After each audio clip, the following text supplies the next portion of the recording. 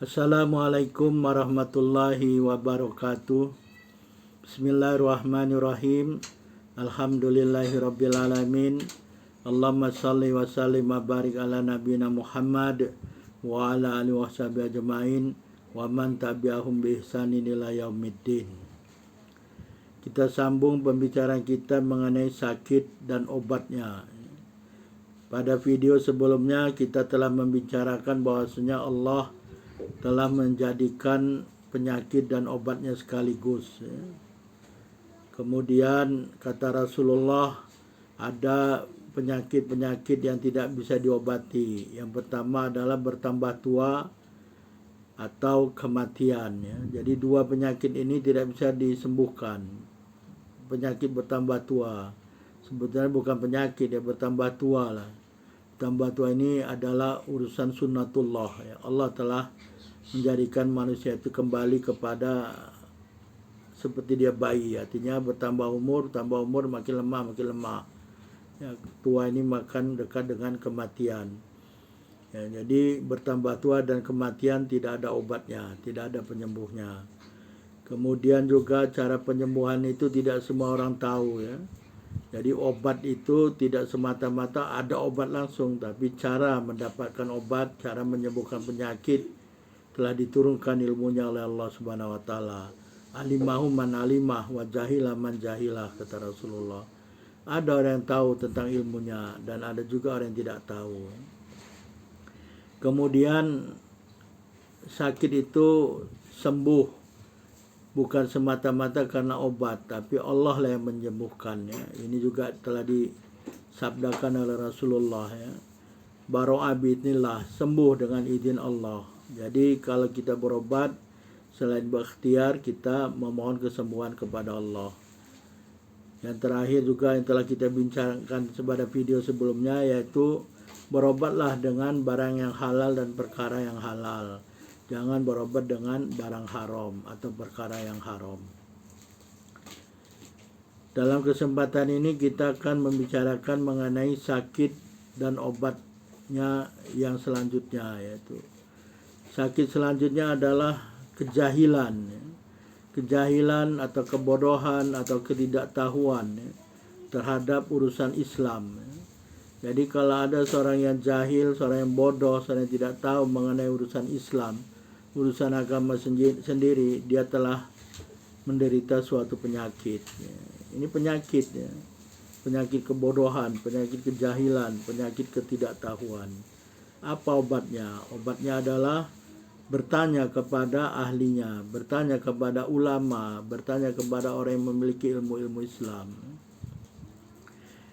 Ini secara khusus. Secara umum, kejahilan atau kebodohan dalam suatu perkara atau suatu urusan ini adalah juga suatu penyakit. Dan obatnya atau penyembuhnya adalah bertanya kepada orang yang ahlinya ya, ahli terhadap urusan atau perkara tersebut.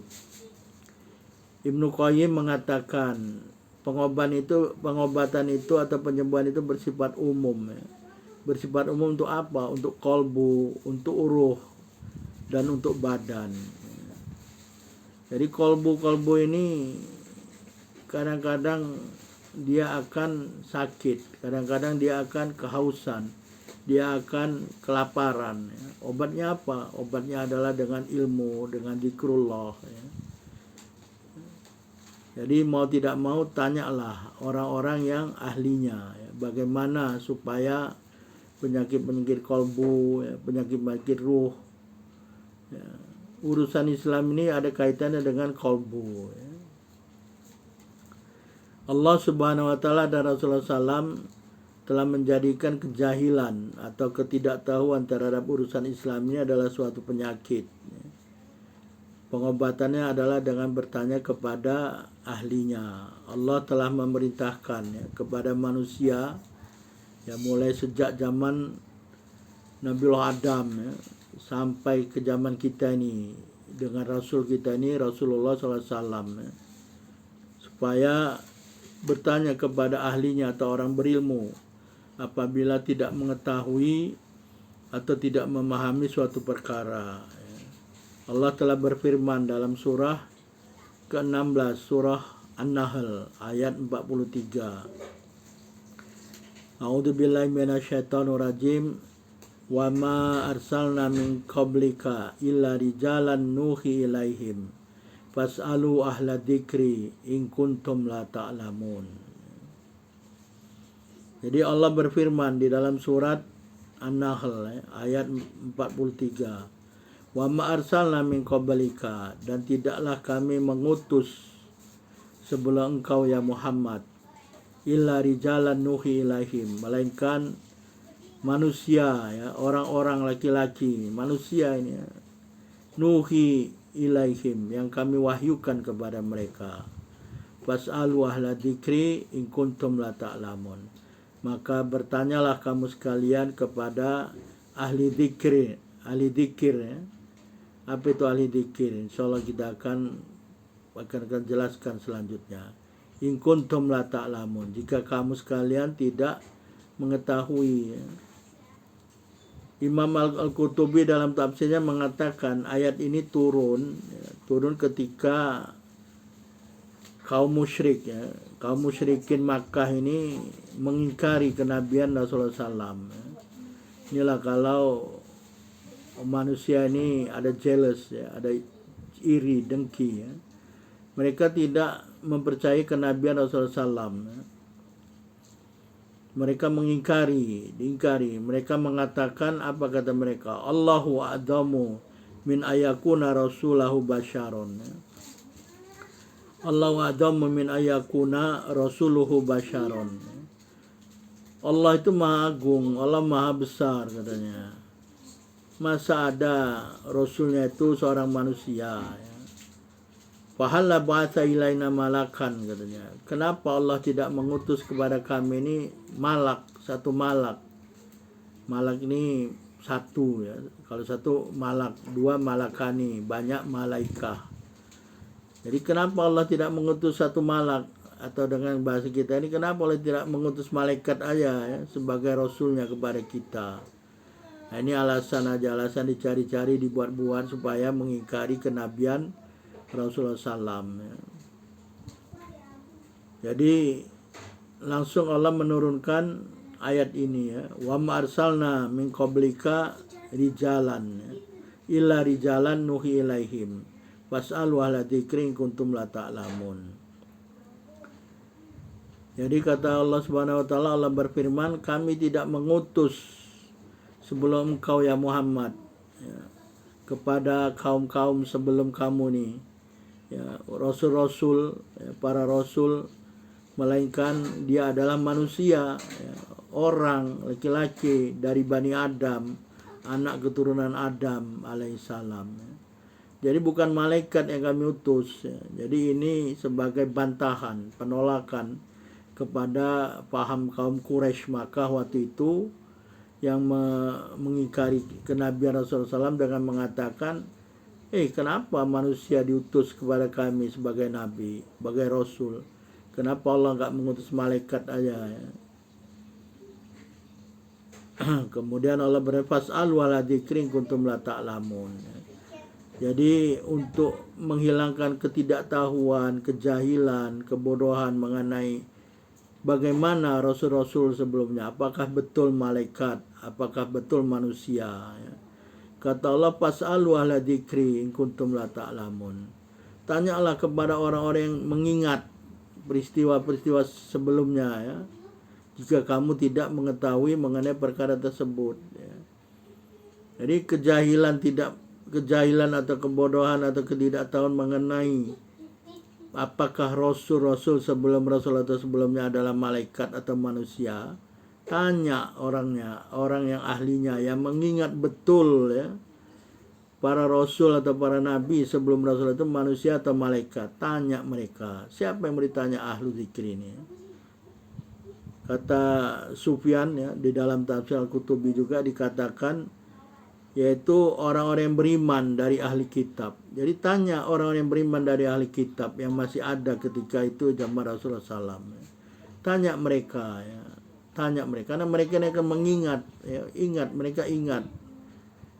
zaman Rasulullah ini ingatan itu sangat kuat ya. Dari zaman sejak Nabiullah Adam sampai terus ke zaman Rasulullah, para ahli-ahli agama ini, ahli-ahli kitab mengingat secara turun-temurun ya. Dan ingatan mereka itu sangat kuat. Jadi tanya mereka nih, orang yang mengingat, ahlu dzikri ini. Ya, dari ahli kitab yang beriman. Jangan yang tak beriman. Nanti kalau yang ditanya orang tak beriman, jawabannya sama. Yang ingin mengingkari ke Rasulullah, kenapa enggak malaikat aja diutus ya? Kenapa diutus manusia? Jadi tanya orang-orang beriman dari ahlu kitab.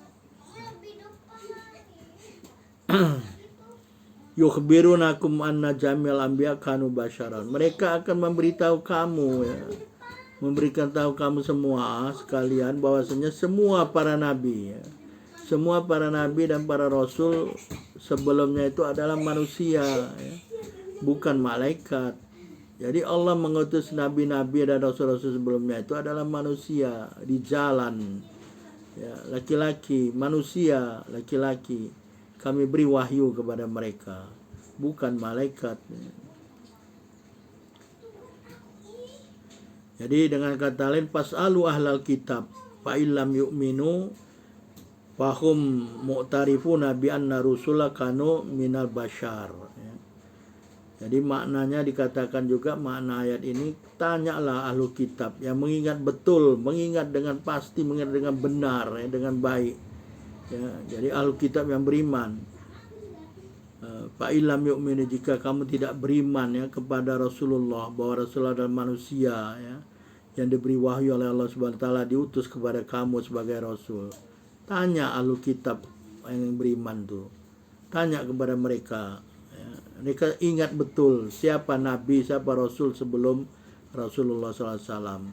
Apakah manusia atau malaikat? Wahum mu'tarifuna, mereka mengenal betul ya, bi anna rusula kanu minal bashar. Mereka mengenal betul, mereka paham betul, mereka tahu betul benar-benar bahwa manusia yang diutus kepada mereka sebelumnya ya. Jadi rasul dan nabi yang diutus sebelumnya adalah manusia, bukan malaikat ya. Kemudian kita lihat tafsir Ibnu Katsir ya. Di dalam tafsir Ibnu Katsir diriwayatkan dari Ibnu Abbas, lamma ba'athala Muhammad dan rasulan angkarat al-arabu dalik.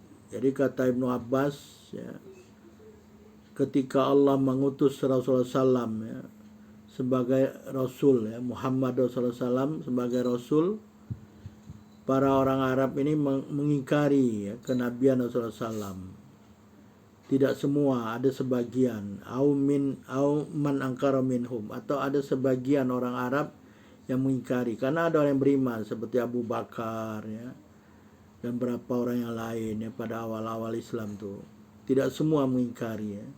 Jadi ada sebagian orang-orang Arab, termasuk pamannya Rasulullah SAW ya, Abu Lahab kan.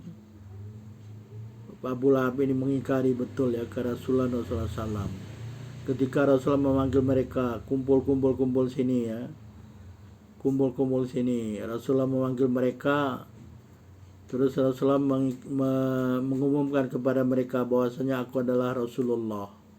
Terus pamannya Abu Lahab itu menolak, mengingkari. Alihada da'utana ya Muhammad, kata Abu Lahab kan. Apakah hanya untuk ini, untuk mengatakan bahwasanya kamu adalah Rasulullah? Kamu kumpulkan kami, kamu panggil sini, hanya untuk mengakui bahwanya kamu adalah Rasulullah. Alihada dautana ya Muhammad, tabban laka, katanya ya. Celaka kamu Muhammad, katanya. Allahu Akbar. Ini kata Abu Lahab. Sehingga turun ayat tabbat yada abi lahabi wa tabba ya. Jadi itu salah satu orang Arab yang mengingkari ke Rasulullah SAW ya. Jadi mereka mengatakan ya, wa qalu Allahu adamu min ayakuna rasuluhu basyaron ya. Sama tadi dalam tafsir Al-Qutubi juga dikatakan seperti itu. Kata sebagian orang Arab itu, Allah Maha Agung ya. Kenapa Allah mengutus rasulnya itu seorang manusia ya? Kenapa tidak malaikat ya? Jadi mereka tuh mengingkari betul ya. Jadi kata Allah juga dalam firman yang lain, Allah berfirman dalam surat Yunus ayat 2, akana linnasi ajaban an auhayna ila rajulin minhum.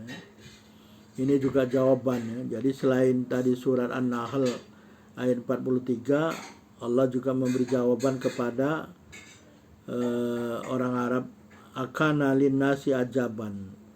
Apakah ada keajaiban bagi orang-orang Arabnya yang mengingkari kenabian Rasulullah SAW, an auhayna ila rajulin minhum, bahwa kami memberi wahyu kepada seorang dari mereka ya. Terus di dalam surat yang lain ya, yaitu tadi surat An-Nahl, wa ma arsalna min qablika ila rijalan nuhi ilaihim fasal wala dzikrin kuntum la ta'lamun. Jadi kami tidaklah mengutus sebelum engkau ya Muhammad para rasul, para nabi, melainkan mereka adalah manusia, orang, laki-laki yang kami beri wahyu kepada mereka. Maka tanyalah orang-orang yang mengingat peristiwa ini, mengingat bahwasanya para rasul dan para nabi sebelum kamu adalah manusia. In kuntum la ta'lamun, jika kamu tidak mengetahui mengenai perkara tersebut. Siapa yang ditanya? Yaitu ahlul kitab. Ahlul kitab yang masih ada ketika itu. Nggak mungkin menanya yang sudah mati kan. Ahlul kitab yang masih ada ketika itu ya. Apakah para rasul itu manusia atau malaikat yang datang kepada mereka sebagai rasul?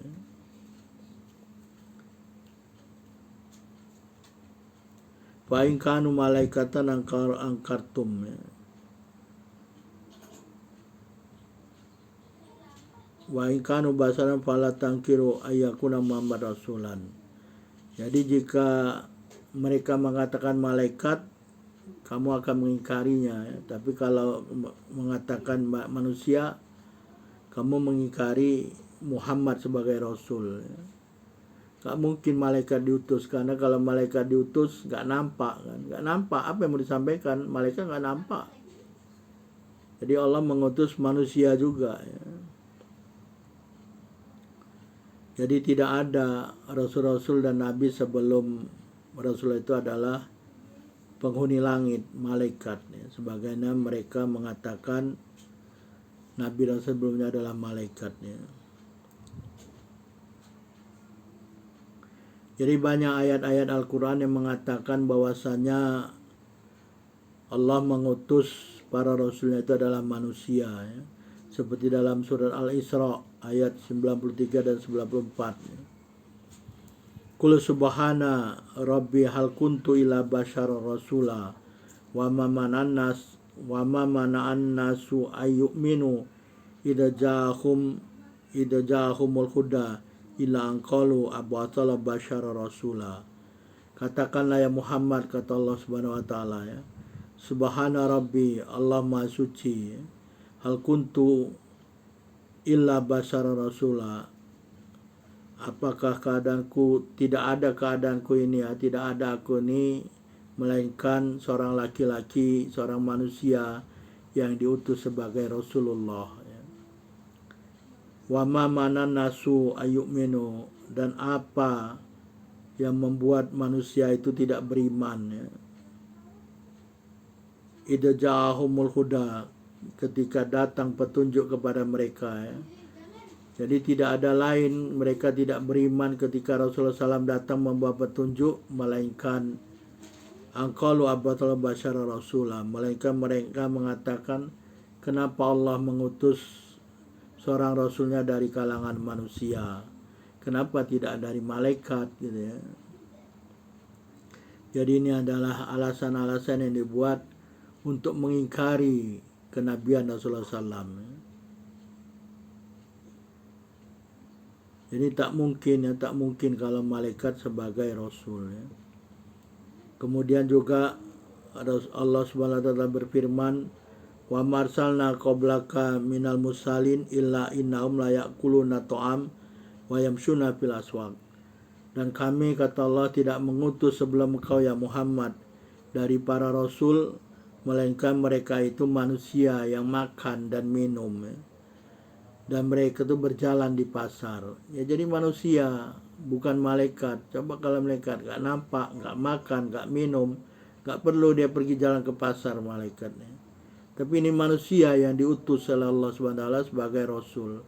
Mereka manusianya makan, minum, ya, pergi ke pasar, berniaga, ya.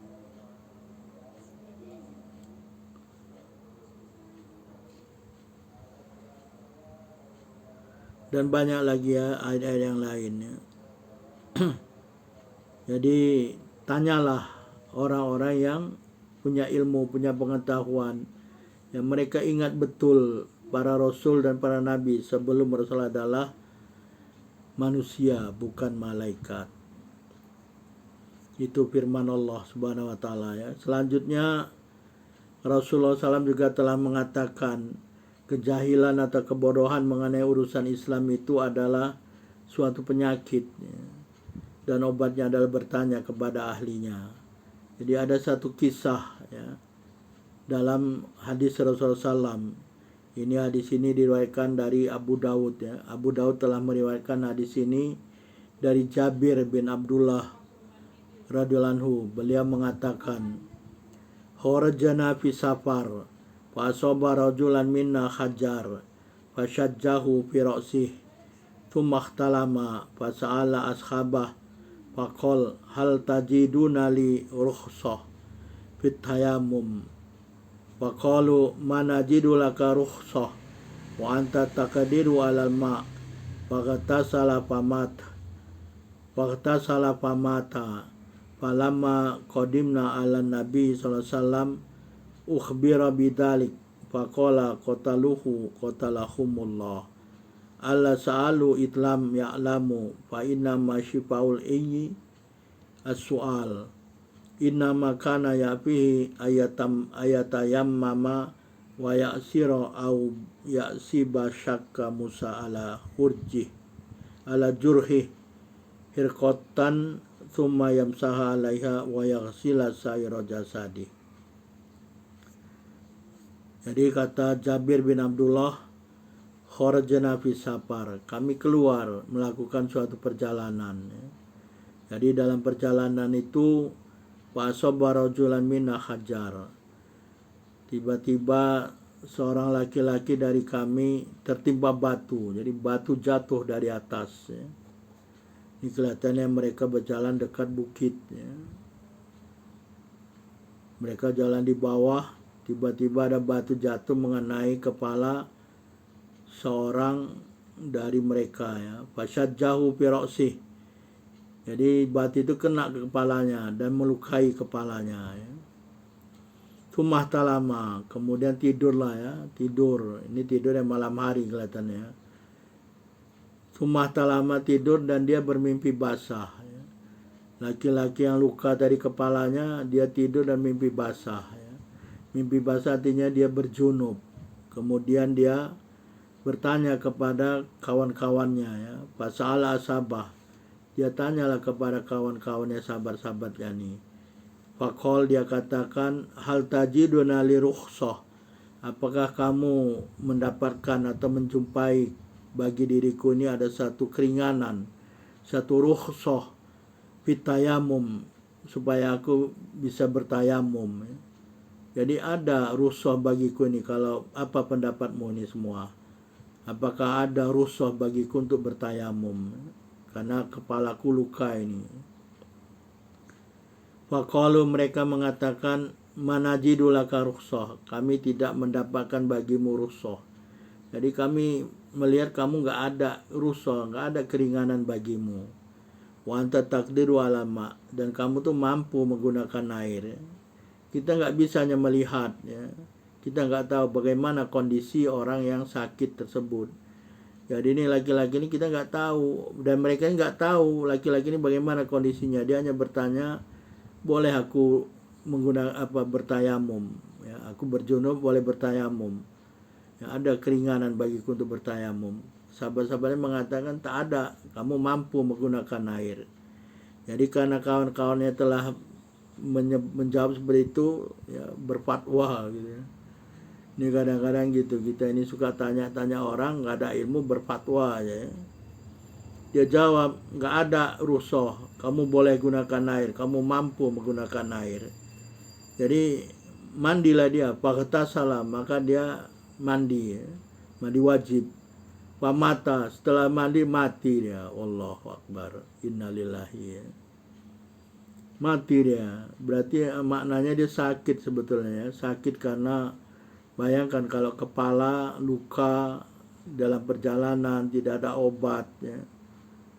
Ya kepala luka berdarah, demam lah orang itu ya, demam, meradang kepala itu ya, menggigil mungkin dia. Dan pada malam itu karena mungkin kondisi badan seperti itu sampai dia berjunub ya.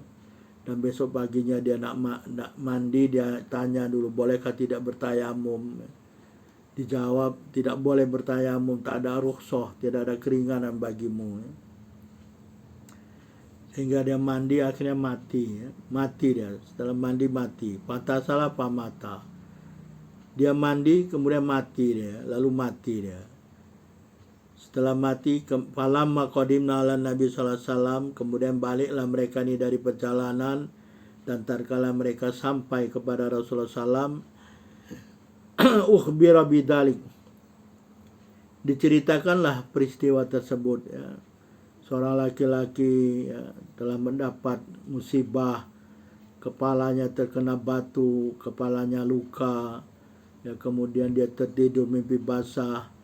Besok paginya dia mengatakan, bolehkah aku bertayamum, apakah ada rukhsah yang kamu lihat bagiku?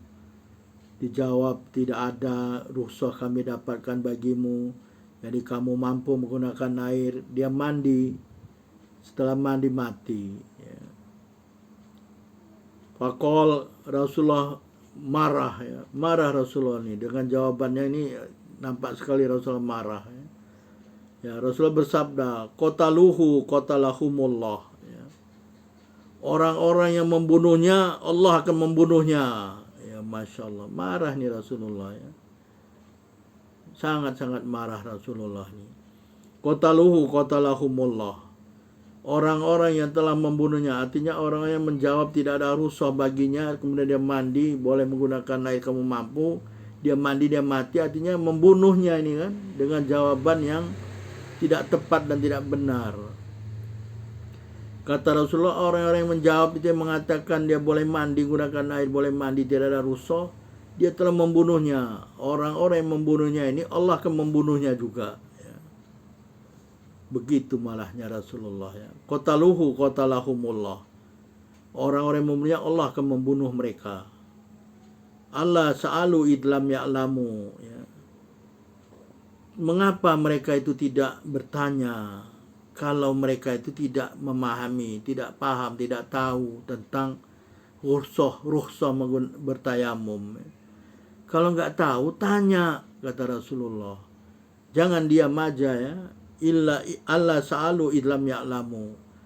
Mengapa mereka itu tidak bertanya apabila mereka tidak paham?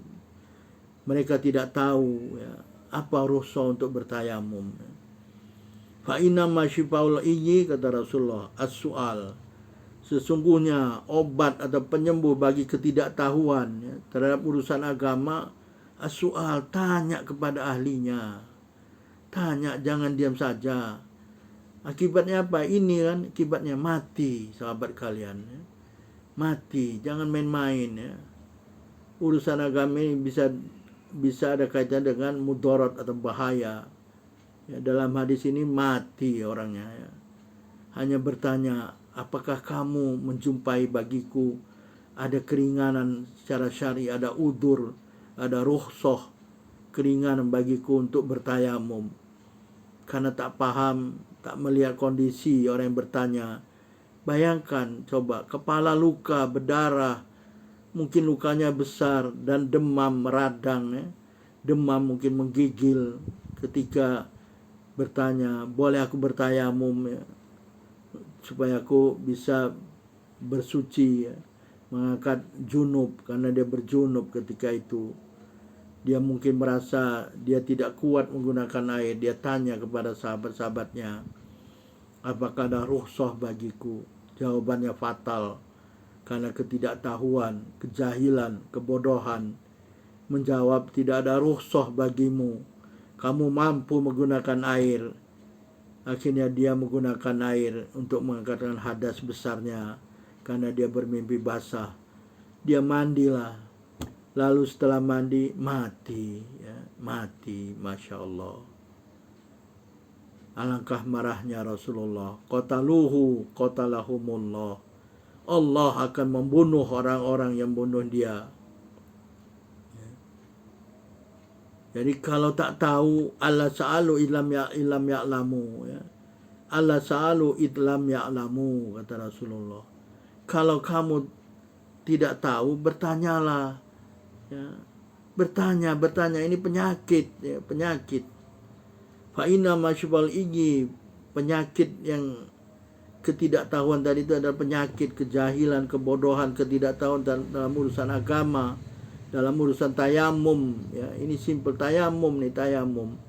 Rukhsah untuk tayamum. Kalau nggak tahu, tanya, kata Rasulullah. Ketidaktahuan itu obatnya atau penyembuhnya adalah bertanya kepada ahlinya. Kenapa tidak bertanya? Fatal akibatnya, mati nih. Inamakana yafi ayatayamama. Inamakana yafi ayatayamama. Bahwasanya cukup bagi dia itu ya, bahwa dia bertayamum karena dia sakit, kepalanya luka ya. Cukup baginya itu bertayamum untuk mengangkat hadas besarnya, untuk mengangkat junubnya ya. Cukup bagi dia tayamum. Wa ya'sira aw ya'siba. Kemudian dia jadi cukup, kemudian dia melindungi lukanya ya. Tak perlu lukanya dibasuh dengan air. Ya, dia lindungi lukanya dan dibalut lukanya. Luka yang di kepalanya ya. Kemudian perawi hadis mengatakan ragu dia. Perawi hadis ragu atas lukanya, ada celah atau terkoyak ya. Kemudian dia mengusapnya dengan air dan membasuh seluruh badannya dengan air ya. Tapi sudah mati orangnya ya. Masya Allah. Jadi demikianlah ini hadis diriwayatkan oleh Abu Dawud 336 ya, nomor 336. Jadi kejahilan atau kebodohan atau ketidaktahuan mengenai urusan Islam yang dalam hadis ini adalah urusan mengenai tayamum. Apa syarat-syarat atau rukhsah untuk bertayamum. Begitu simpel sebetulnya ya.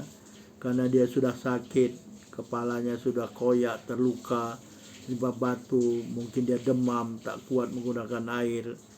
Begitu diberi jawaban tidak ada rukhsah ya, kamu mampu menggunakan air, dia pun akhirnya mengangkatkan hadas besarnya, mengangkatkan junubnya dengan mandi. Begitu mandi dia mati.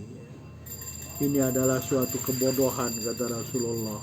Ketidaktahuan, kejahilan. Kalau kamu tidak tahu, kenapa kamu tidak bertanya, kata Rasulullah. Ya, tanya.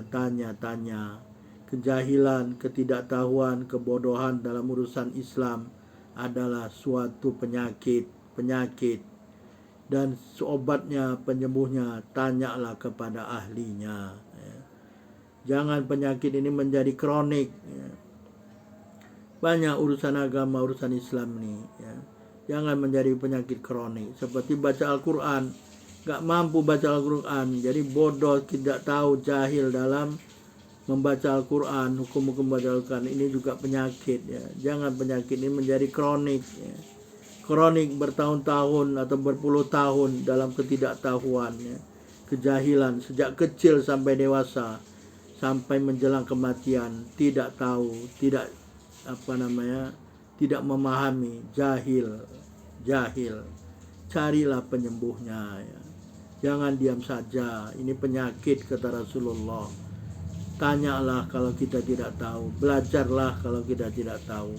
Jadi bagaimana supaya kita menghindari ya, bagaimana mencegah supaya ketidaktahuan, kejahilan, supaya tidak berlarut-larut menjadi penyakit kronik, ya, apakah ada cara untuk mencegahnya atau cara menyembuhkannya yang telah disampaikan, supaya tidak menjadi kronik bertahun-tahun, berpuluh-puluh tahun tidak tahu.